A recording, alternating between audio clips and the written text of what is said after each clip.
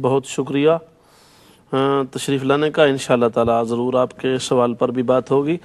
حضرت اسرار احمد صاحب کا دوسرا سوال یہ تھا کہ یہ جو ہم کہتے ہیں کہ اللہ تبارک و تعالی ہر جگہ پہ موجود ہے، تو اس کا مطلب ہے کہ جو ناپاک جگہ ہوتی ہیں وہ پھر اس کو کس طرح ہم کریں گے، اس کا مفہوم متعین کس طرح کریں گے؟ بھی ہر جگہ موجود ہونے کا یہ مطلب کہ جو جگہ پاک نہیں ہے، تو اس حوالے سے بھی ہمارا یہ عقیدہ ہے یا اس پر کوئی اور ہے؟ اصل میں بات یہ ہے کہ اللہ تبارک و تعالی جل شانہ وعز اسمہ کا موجود ہونا، یہ اعتقاد رکھنا، اور اس کا واجب الوجود ہونا، ٹھیک ہے جی، اس کا حی لذات ہی ہونا، قیوم لذات ہی ہونا، اس کا مفہوم یہ ہے کہ وہ ذات اقدس جو ہے عدم اس کے لیے نہیں ہے. ہستی جس چیز کو کہا جاتا ہے نا، ہستی ہونا، یہ شان ہی اس کی ہے.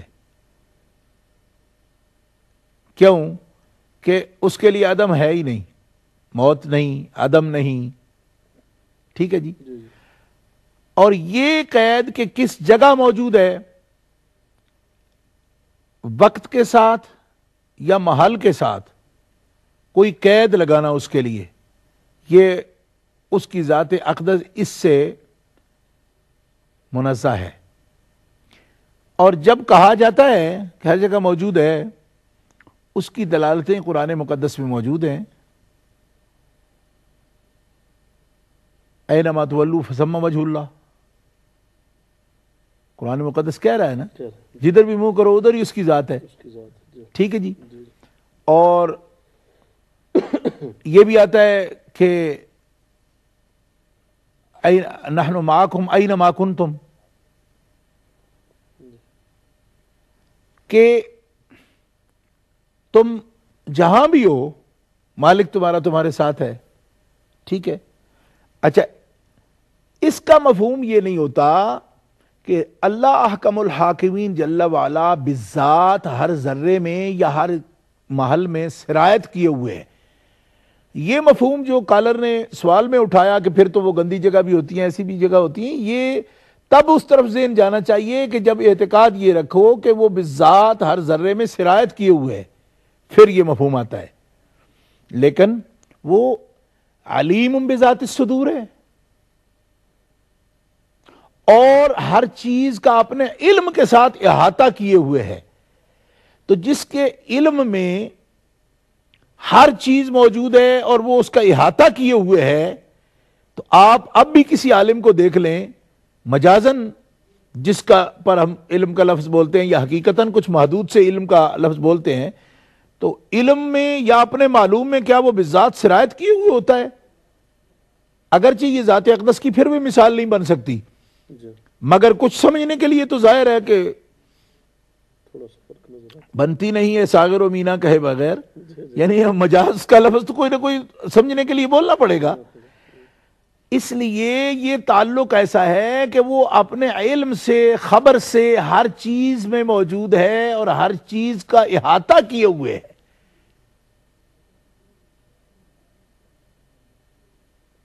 یہ ہے مفہوم اس بات کا کہ وہ ہر جگہ موجود ہے. اور اس سے زیادہ اس پر بیان جو ہے نا وہ کرنا، وجود باری تعالیٰ کا اور ہر جگہ موجود ہونا.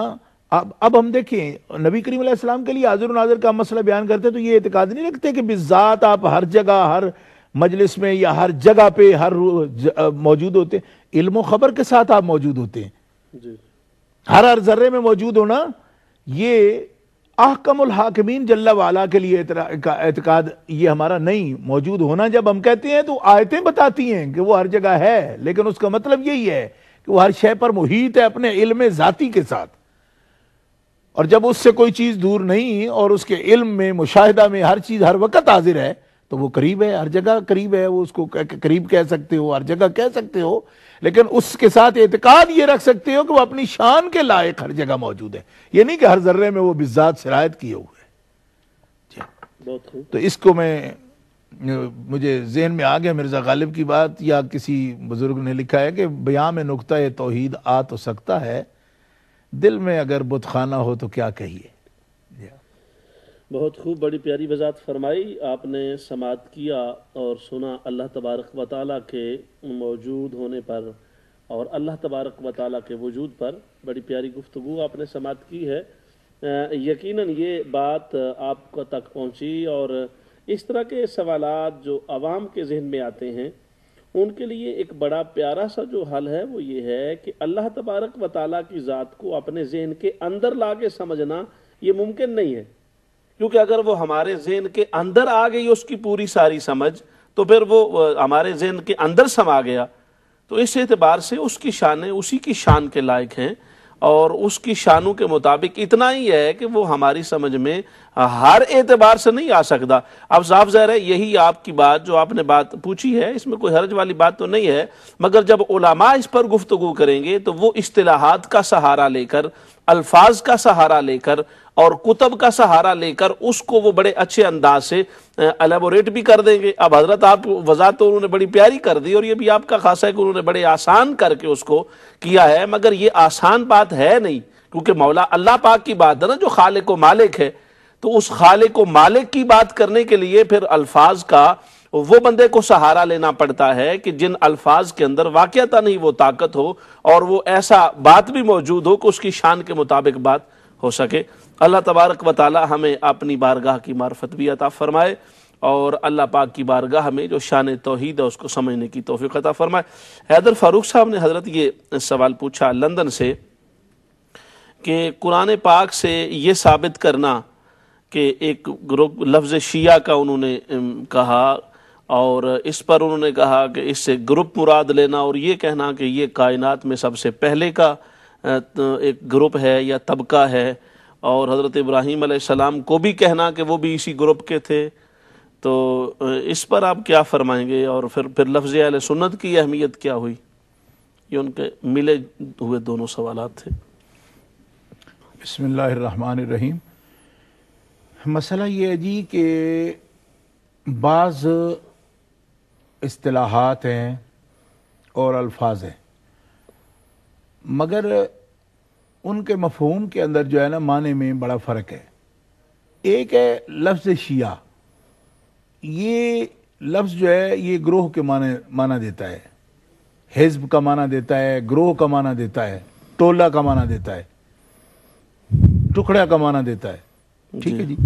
اس کے ساتھ کوئی فرقہ، کوئی مکتب، کوئی فکر، اس کا کوئی جو ہے نا مفہوم نہیں ہے۔ یہ جس کے ساتھ جوڑ دیں اس کا گروہ بن جاتا ہے۔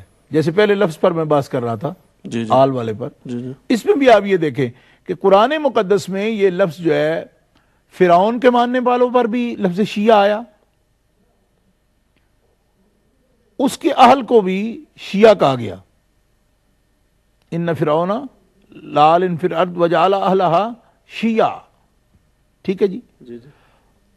فرعون جو ہے اس کے جو اہل ہے